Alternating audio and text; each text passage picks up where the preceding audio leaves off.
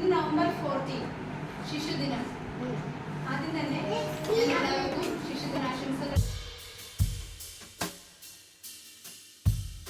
അതുകൊണ്ടാണ് തൊപ്പി ധരിച്ചിട്ടുണ്ടായിരുന്നത്.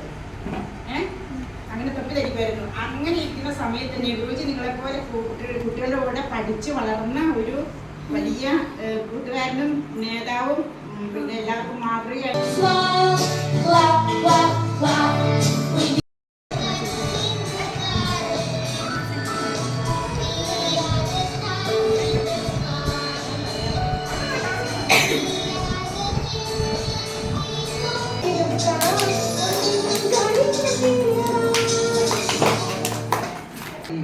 നെഹ്റു കുട്ടികളെ ഇഷ്ടപ്പെട്ടിരുന്നതുപോലെ പൂക്കളെയും ഇഷ്ടപ്പെട്ടിരുന്നു.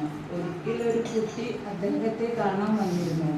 അത് കയ്യിൽ വാങ്ങാൻ തുടങ്ങിയപ്പോൾ കുട്ടി അദ്ദേഹത്തോട് കുനിഞ്ഞിരിക്കാൻ പറഞ്ഞു. കുട്ടി താൻ കൊണ്ടുവന്ന റോസാപ്പൂവ് അദ്ദേഹം ധരിച്ചിരുന്ന കോട്ടിൻ്റെ പോക്കറ്റിൽ ഭംഗിയായി കൂട്ടിക്കൊടുത്തു. നെഹ്റുജിക്ക് വളരെ സന്തോഷമായി. അദ്ദേഹം കുട്ടിയുടെ കവിളത്ത് സ്നേഹപൂർവ്വം തൊട്ടു. അന്ന് മുതലാണ് അദ്ദേഹം എപ്പോഴും ഒരു റോസപ്പൂവ് തൻ്റെ കുപ്പായത്തിൽ റോസപ്പൂവ് ധരിച്ചു തുടങ്ങിയത്.